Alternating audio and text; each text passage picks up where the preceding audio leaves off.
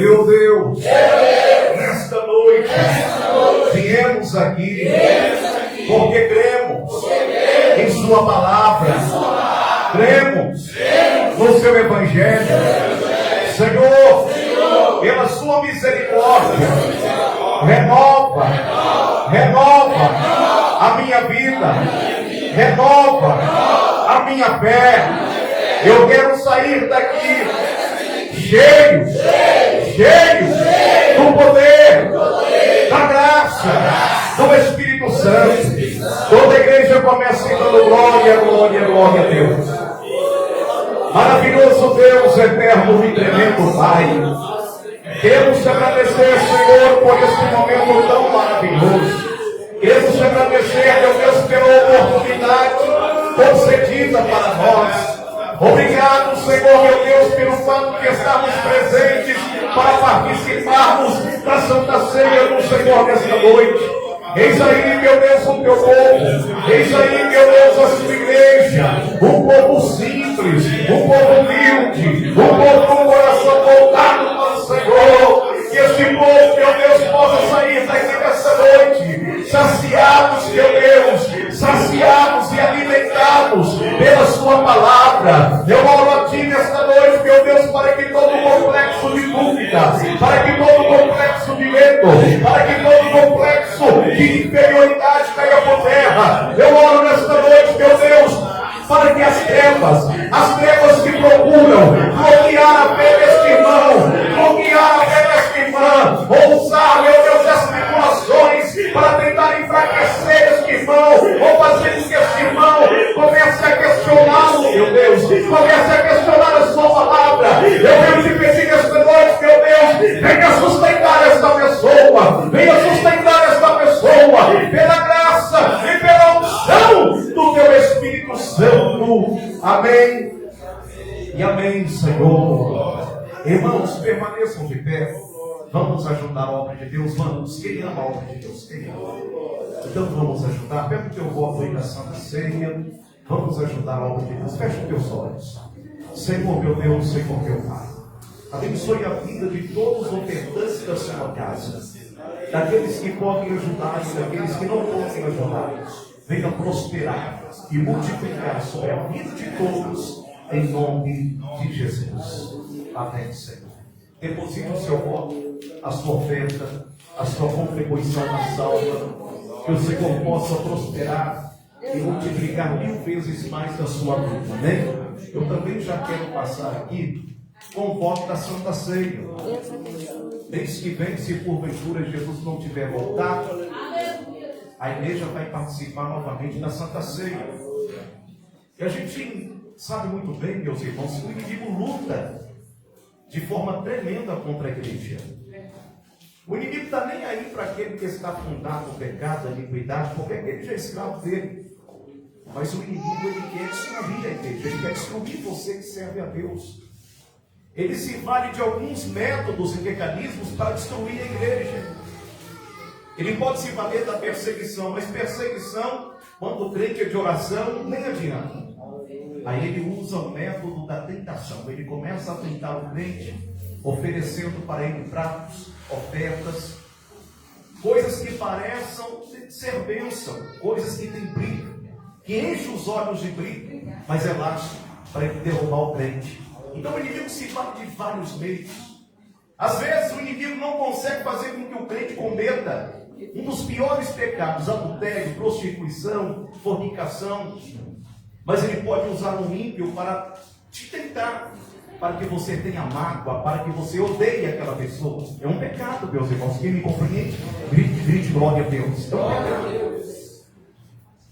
Só que a essência de um cristão não pode ser mudada a partir do momento que nós temos a presença do Espírito Santo. Aleluia!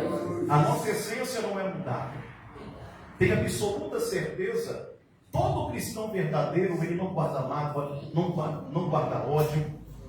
Se porventura houver algum crente que guarda mágoa, ódio, você precisa rever seus conceitos de cristão.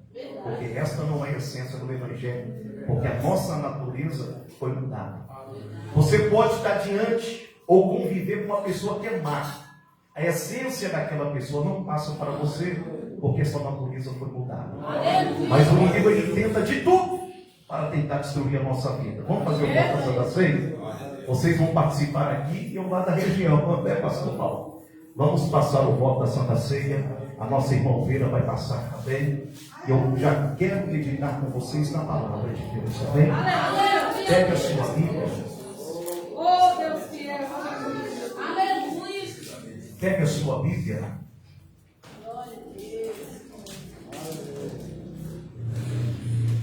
E abra no Evangelho de Mateus. Evangelho de Mateus, capítulo 24. Evangelho de Mateus, capítulo 24. Vamos meditar a partir do versículo 3. Temos visitantes aqui nesta noite. Cadê os nossos irmãos? Nosso irmão aqui, né? O pastor Paulo, ela chegou perto do pastor Paulo, perto de mim, falou que tem como me ajudar? Aqui é o hospital do Senhor Jesus, né, pastor Paulo? Temos mais visitantes aqui nesta noite. Seja bem-vinda, minha irmã. Que Deus abençoe sua vida. E como que nós cumprimentamos os nossos visitantes? Cadê os veteranos da igreja? Como que cumprimentamos os visitantes, hein? Seja bem-vindo em nome de Jesus. Amém. Volte sempre, traga mais gente. Se gostou, fica com a gente. Olha. Não voltar, a igreja vai atrás. Olha que bênção aí. Essa é a nova, pastor Paulo. Depois vai passar a cola para mim, hein? Aleluia. Evangelho de Mateus, capítulo 24, e versículo 3.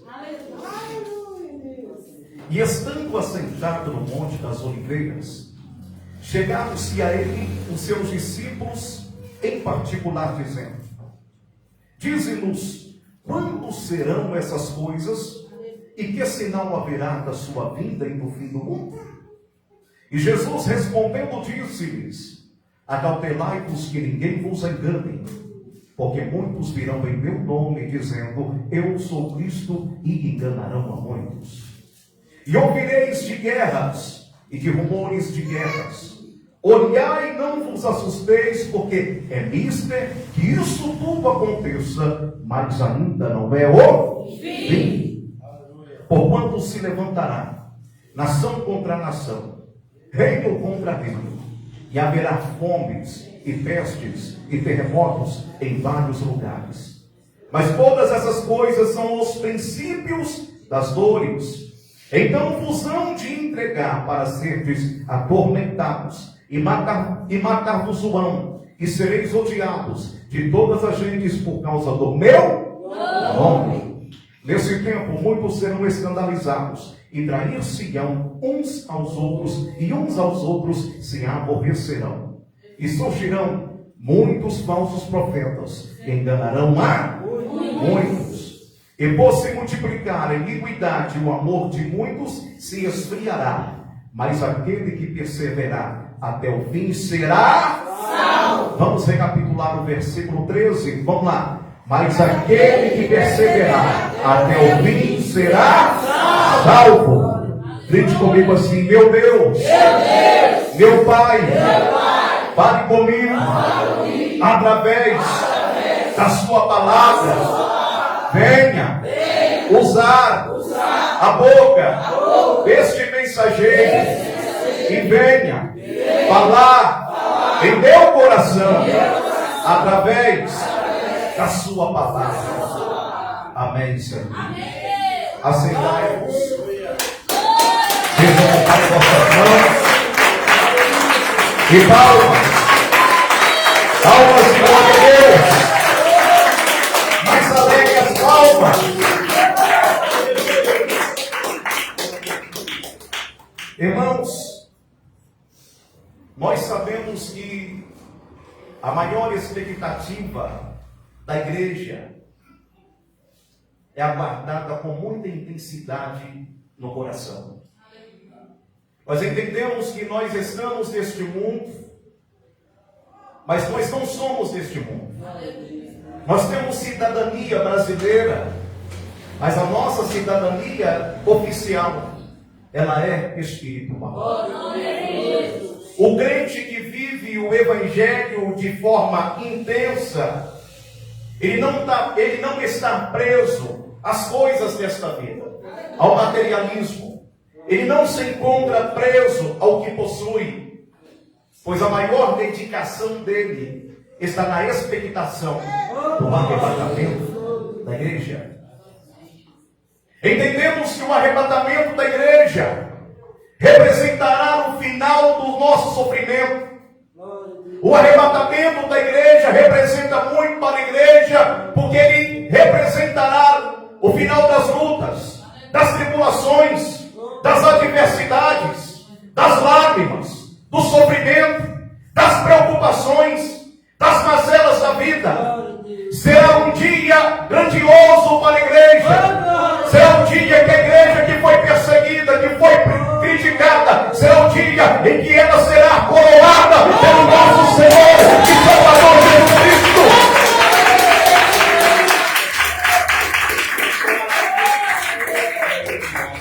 Durante o arrebatamento, haverá uma grande mobilização social.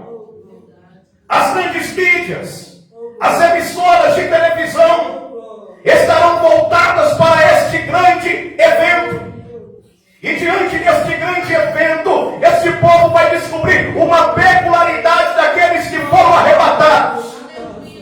Eles vão observar uma peculiaridade deste povo e vão dizer: o povo que foi arrebatado, o povo que subiu da terra, é um povo que possui características peculiares, é um povo cristão, é um povo devoto a Cristo, é um povo devoto à Bíblia, é um povo praticante da palavra de Deus, é um povo praticante da oração, é um povo que possui características peculiares.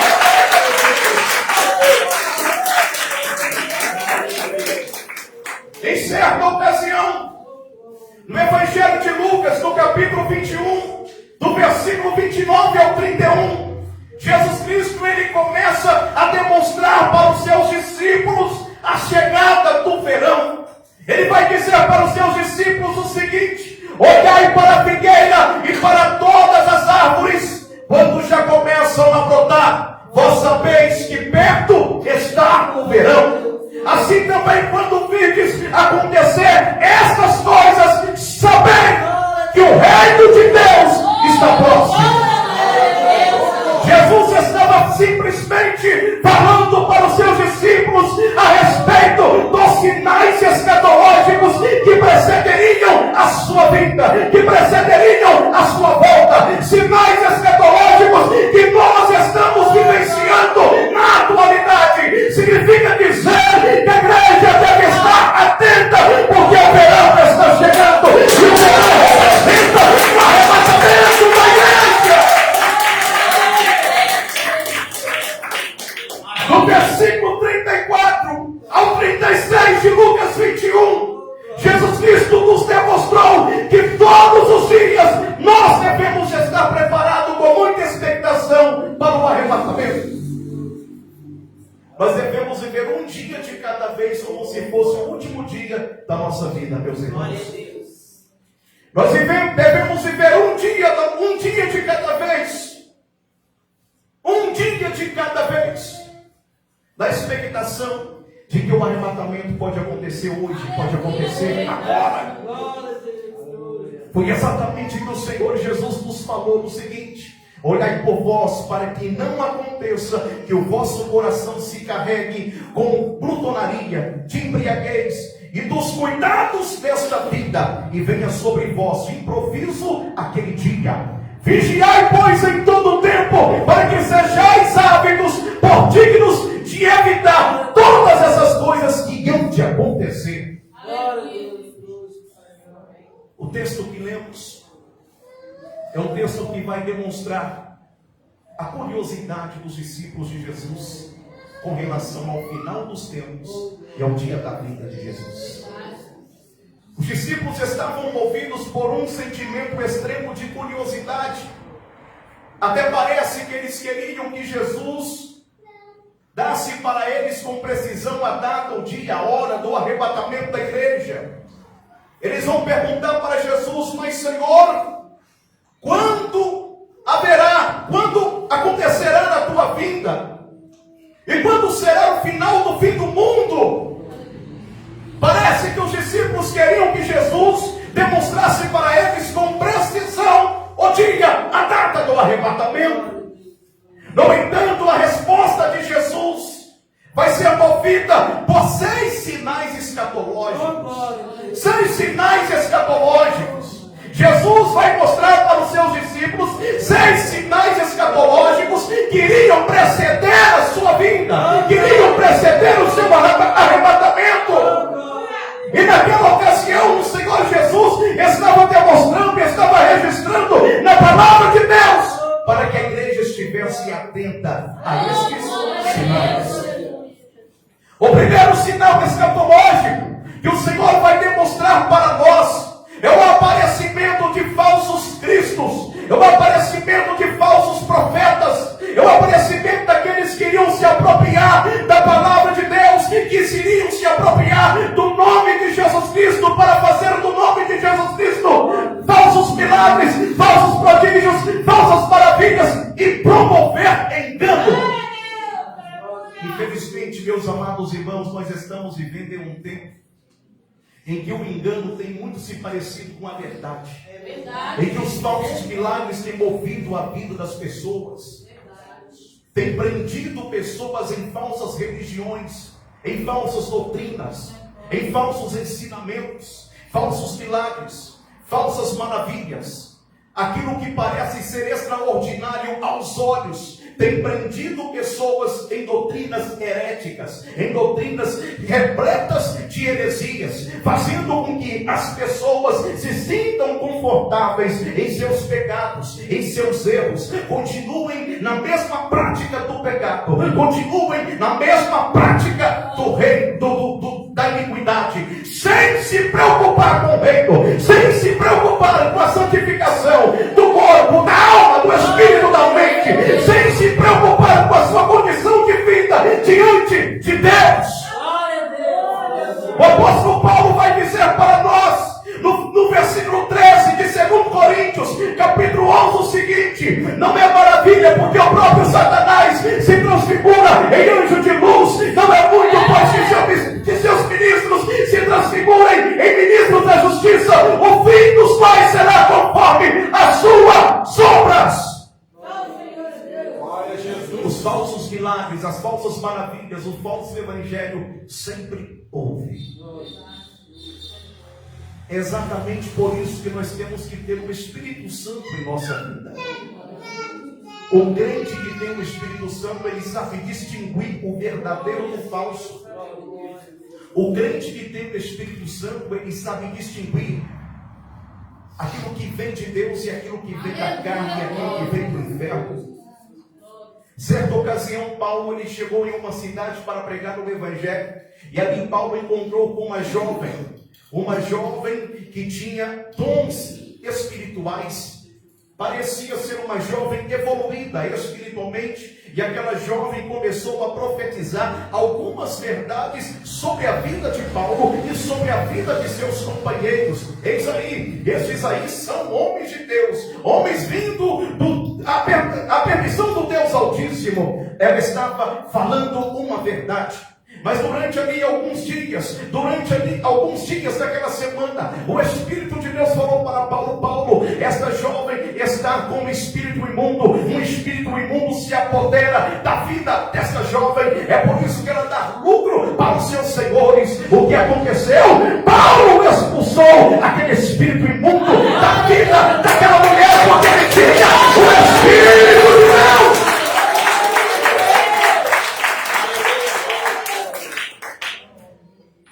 Além do sinal do engano, Jesus ele vai falar também do sinal da fome. Grite bem alto: fome. Fome. Mais alto: fome. Fome.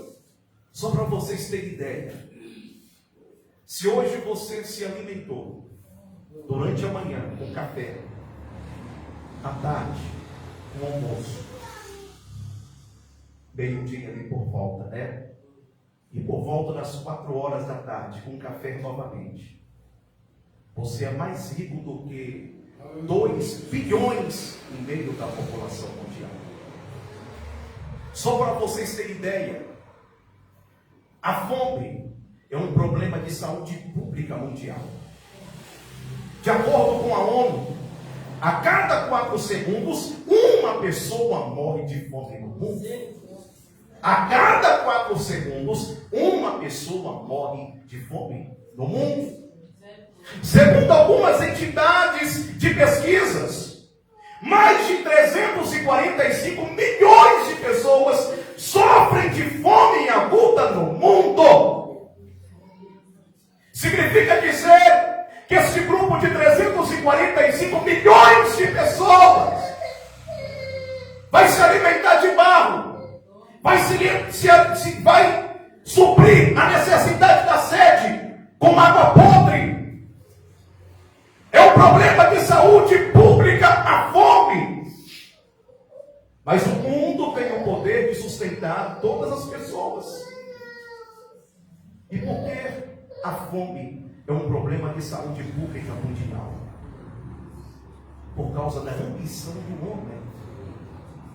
Existe um mecanismo de mercado, uma plataforma de mercado, que é praticado por maior parte dos países do mundo, que é a lei da demanda e da oferta. A lei da demanda e da oferta vai movimentar o mercado mundial. Às vezes, economicamente, é mais vantajoso para o produtor jogar fora o alimento, para que a oferta fique cara, para que outras pessoas comprem a sua mercadoria com valor inflacionado.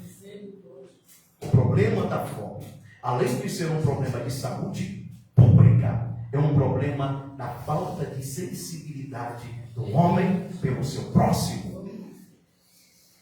As nações mais pobres do mundo encontram-se no continente africano e no continente asiático. A gente fica observando as organizações mundiais falando da fome, falando das guerras, mas nenhuma delas pleteiam em prol desses países. É uma luta, meus amados irmãos, hipócrita. É uma luta, meus amados irmãos, sem sensibilidade. Porque o problema da fome poderia ser resolvido se este problema de mercado fosse corrigido. Mas não é corrigido por causa da ambição do ser humano. E Jesus, ele falou: olhai para o sinal da fome. Às vezes você não contempla ninguém passando fome perto de você. Graças a Deus, nós vivemos em um estado, aqui por exemplo na região de Belo Horizonte, quase não se vê problema da fome. Mas se você for no norte de Minas, você vai ver muitas pessoas passando por necessidades. Fome é um problema de saúde pública e é um sinal de que o arrebatamento da igreja está próximo. Só que Jesus, ele falou de um terceiro sinal, o sinal das guerras. Grite bem alto: guerras! Guerras! Guerras! Guerras! As guerras é o terceiro sinal demonstrado por Jesus. Quando Jesus, ele fala das guerras, ele está falando da frequência e da intensidade delas.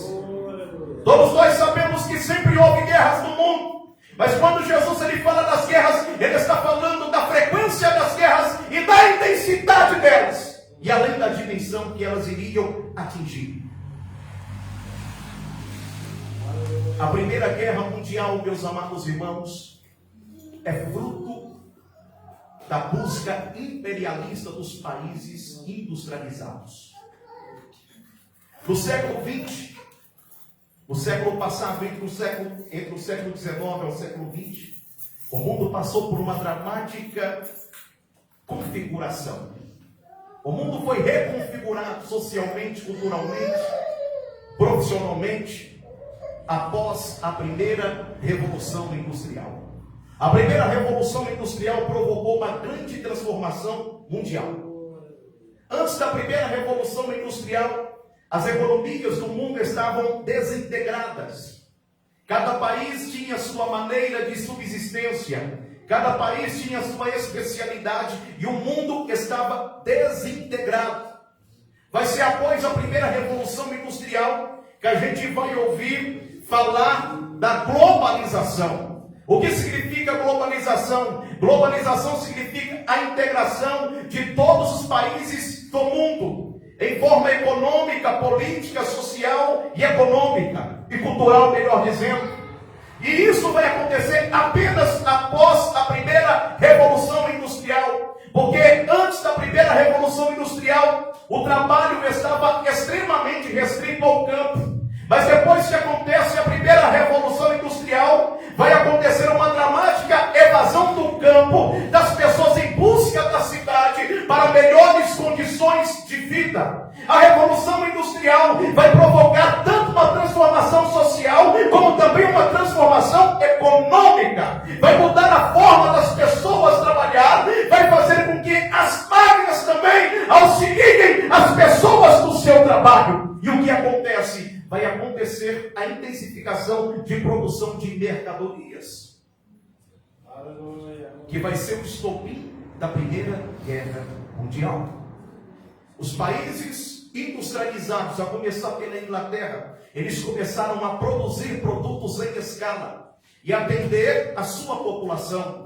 Mas eles não queriam apenas atender a sua população, agora eles queriam vender os seus produtos para outros países. Quem me compreende? Deu glória a Deus. Glória a Deus. Mas para isso eles precisavam de quê? Eles necessitavam de matéria-prima. E matéria-prima é escassa, matéria-prima é limitada. O que vai acontecer? Eles vão invadir outros países, os países principalmente do continente africano e asiático, e vão tomar conta desses países para extrair as suas matérias-primas, para que eles produzissem os seus produtos e vendessem para outros países. Mas outros países industrializados, não satisfeitos, vão se gladiarem um contra os outros, em busca de matéria-prima, que será o estopim da Primeira Guerra Mundial. Nunca houve uma guerra a nível mundial, meus amados irmãos. Antigamente as guerras eram locais, antigamente as guerras eram regionais. Agora, o século XX será fruto de duas grandes guerras mundiais, que vai envolver todos os continentes do mundo. Vai envolver a Europa, vai envolver a Ásia, vai envolver a América, vai envolver a Oceania. Todos os continentes do mundo estarão agora envolvidos na Primeira Guerra Mundial. A Primeira Guerra Mundial, ela aconteceu em 1914 e foi até 1918, contabilizando mais de 50 milhões de mortes. Isso é sinal de que o Senhor está próximo de buscar a sua igreja. Quando o mundo gozava de uma grande paz, após a Primeira Guerra Mundial, houve um tratado lá para estabelecer a paz entre os países envolvidos na Primeira Guerra Mundial.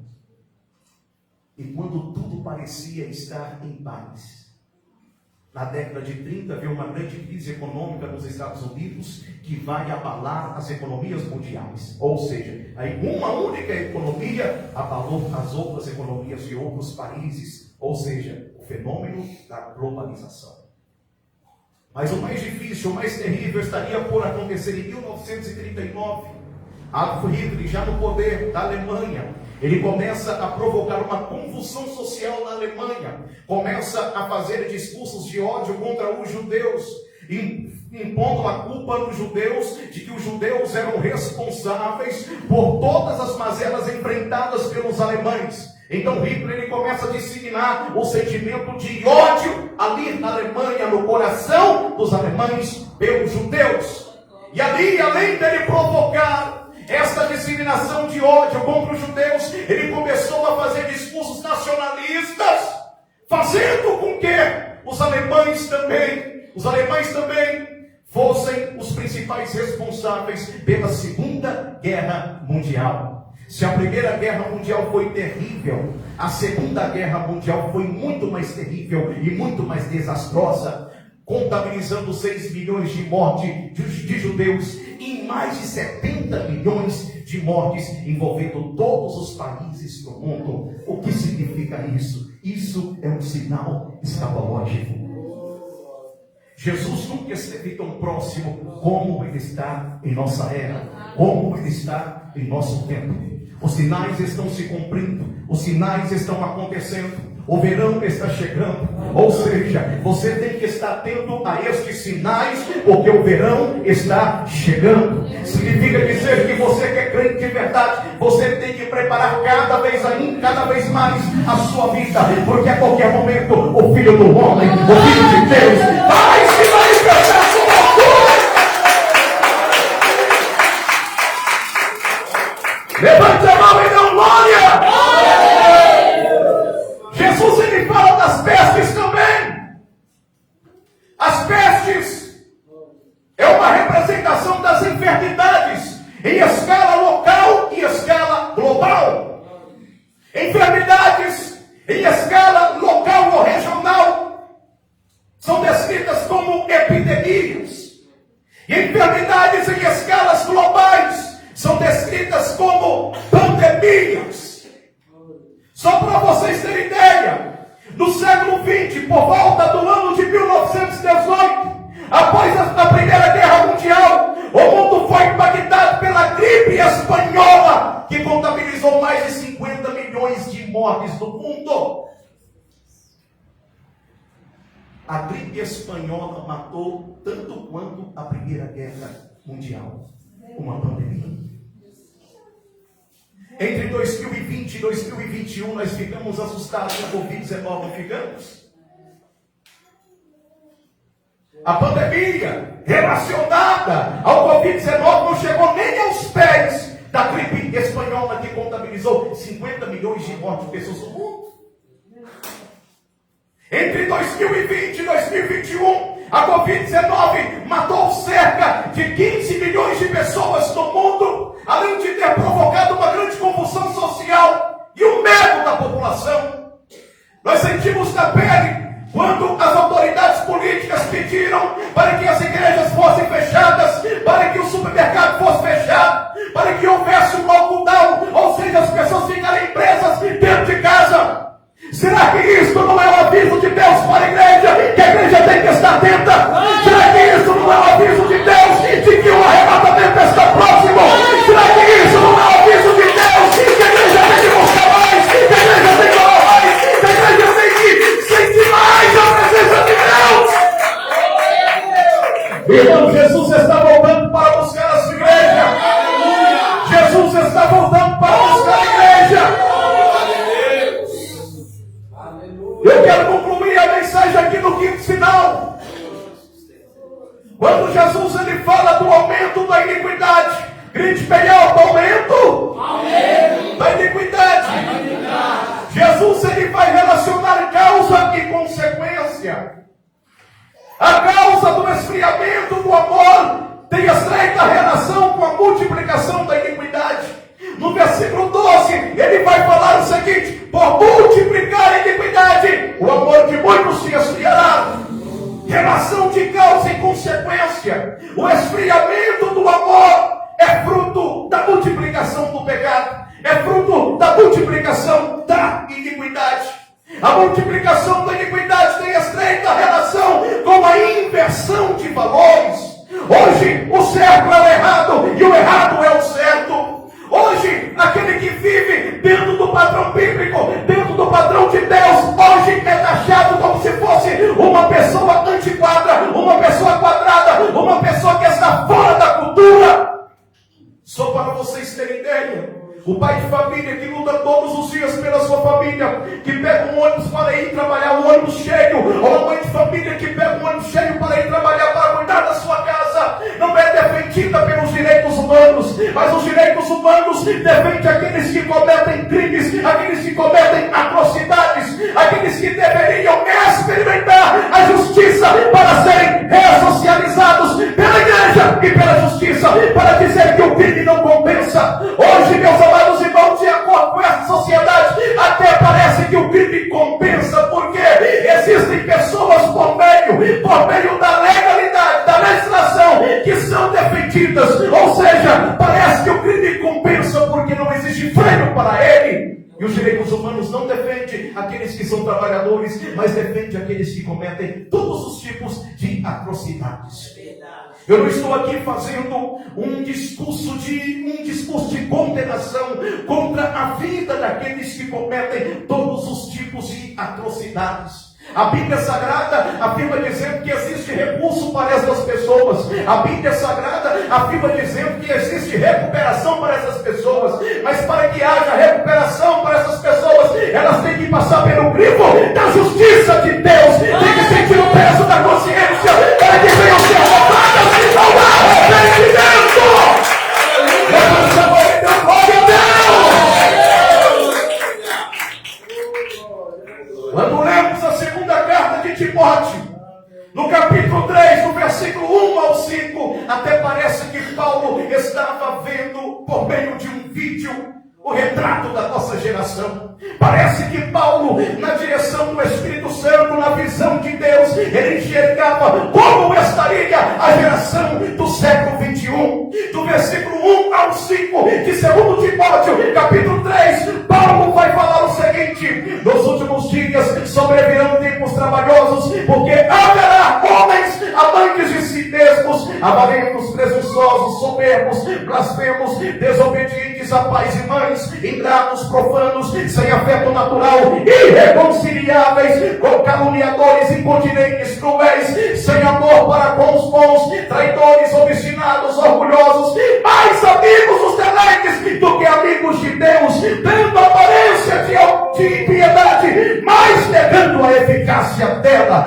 Parece que Paulo, ele estava enxergando o retrato dos nossos dias de hoje. Ele fala aqui que haveria homens sem afeto natural. Vejam bem, meus amados irmãos, quantas e quantas manchetes nós vemos aí: mãe jogando filho na mata de lixo. O que significa isso? É o ser humano perdendo o afeto natural. Quantas vezes, meus amados irmãos, nós vemos as pessoas dando mais valor ao seu corpo carnal, ao invés de valorizar a vida espiritual. Ou seja, tão homens amantes de si mesmo, que amam o próprio corpo e não amam a Deus. Nós estamos vivendo dias escatológicos, dias difíceis.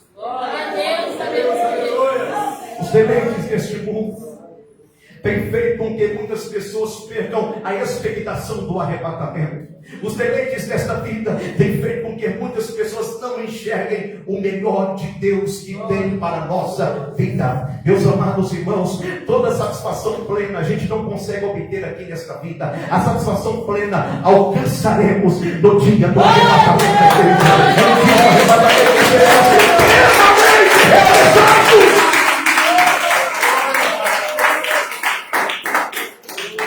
Quando fala do aumento da iniquidade, relaciona-se aqui com a sensualidade, a falta de pudor, a falta de moral, a relativização da verdade. A verdade tem sido relativizada, o mal e o erro têm sido relativizados. Eles dizem que tudo depende de um ponto de vista. Tudo depende de um ponto de vista. Só que a Bíblia Sagrada já tem registrado para nós o que é certo e o que é errado. Mas de acordo com estas novas correntes ideológicas, tudo tem o seu ponto positivo e o seu ponto negativo. Tudo tem o seu ponto positivo e o seu ponto negativo. E com essa relativização da verdade, o pecado tem tomado a sociedade, tem engolido a sociedade a todo vapor. Nunca se houve um número tão elevado de jovens que estão perdendo a sua vida. Nunca se houve um número tão elevado de jovens que estão perdendo a vida nas drogas. E nunca se houve um número tão elevado de jovens que estão contaminados por doenças DSTs. Nunca se houve um número tão elevado, porque o pecado tem sido acessível para a sociedade. O pecado tem sido vendido pelas grandes mídias, tem sido vendido pelas novelas, tem sido vendido pelos programas de entretenimento, e as pessoas não percebem isso. Não percebem isso. Que tudo o que acontece na grande mídia é para modificar o comportamento social. da década de 80 para cá, aqueles que são de outras décadas passadas, de 50, de 60, de 70, vão perceber que da década de 80 para cá, o comportamento social ele foi completamente transformado.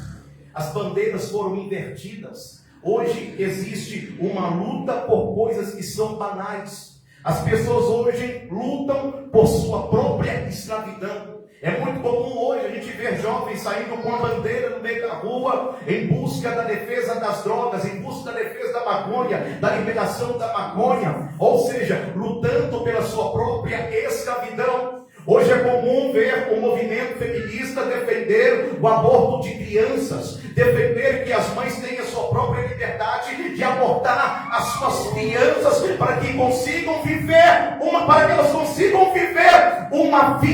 uma vida de libertinagem, uma vida de pecado, uma vida de iniquidade.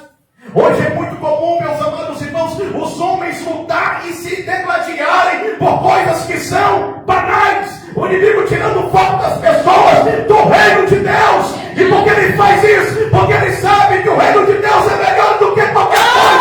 Ele sabe que o reino de Deus é melhor do que qualquer coisa nessa vida.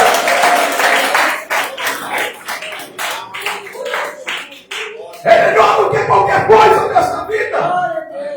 E com isso eu fecho a mensagem aqui. Haverá um padrão social em que nós que somos cristãos seremos postos à prova, meus irmãos. Nós seremos postos à prova. Aquele que é cristão de verdade é aquele que não é. Porque haverá um padrão comportamental nesta sociedade. O apóstolo Paulo, na sua segunda carta aos Tessalonicenses, capítulo 2, no versículo 3, ele fala do avanço da apostasia. Hoje nós já caminhamos para a plataforma do governo do anticristo. O mundo tem sido configurado para isso. As leis têm sido modificadas e adaptadas para receber o governo do anticristo. As leis. Existem projetos de leis que querem adaptar a Bíblia Sagrada ao bel querer do homem. Que querem tirar determinadas partes da Bíblia Sagrada porque dizem que a Bíblia Sagrada é machista e homofóbica. Quem entende isso? Glória a Deus. Dizem que a Bíblia é machista e homofóbica. Como que a Bíblia Sagrada é machista e homofóbica, sendo que o apóstolo Paulo, salvo engano em Efésios capítulo 5 ou capítulo 6, ele fala que o marido tem que dar a vida pela esposa. Ele tem que morrer. Quem dá a vida pela esposa? Vai dizer, assim como Cristo deu a sua vida pela igreja, o homem tem que dar a sua vida pela sua esposa e pela sua família. Como que a Bíblia é homofóbica, meus irmãos? Mas haverá um padrão comportamental, e a sociedade já caminha para este padrão comportamental, que a Bíblia vai demonstrar aqui como apostasia. Paulo diz, ninguém de maneira alguma vos engane, porque não será assim sem que antes venha a apostasia e se manifeste o homem do pecado, o filho da perdição. O anticristo só vai manifestar no mundo quando a sociedade estiver preparada para recebê-lo. E vemos que a sociedade tem sido preparada para recebê-lo. Mas, irmão Rodrigo, tem muitas igrejas evangélicas aí no mundo, mas a maior parte das igrejas não está pregando o padrão cristão. A maior parte das igrejas pregam sobre dinheiro, pregam sobre prosperidade, não pregam mais sobre como deve se comportar um cristão. A Bíblia Sagrada diz que a vida de um cristão tem que ser luz. Hoje os crentes estão provocando mais escândalos do que os próprios mundanos. E por que isso está acontecendo? Porque a mensagem de Deus, o Evangelho de Cristo, não tem sido pregado como deveria ser pregado na sua essência. Não tem sido pregado como deveria ser anunciado e pregado. E esse comportamento da apostasia generalizada na sociedade já está modificando o comportamento do ser humano. Você pode perceber isso, hoje no seu dia a dia, hoje no seu local de trabalho, hoje na escola. Por exemplo, antigamente no colégio poderia haver ensino religioso, hoje já não pode ter ensino religioso, porque eles dizem que o Estado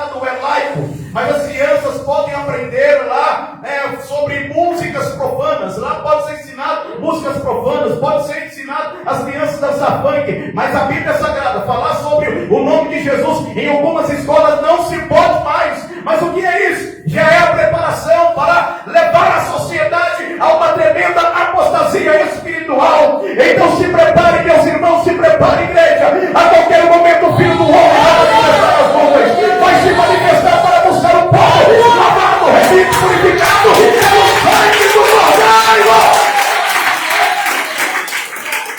Pelo sangue do Cordeiro. Se coloquem de pé, não dá mais para falar. Já passei do horário.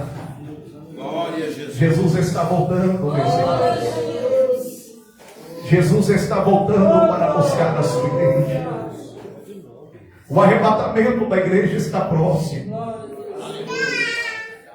A gente tem que estar atento. Levante as suas mãos, feche os seus olhos.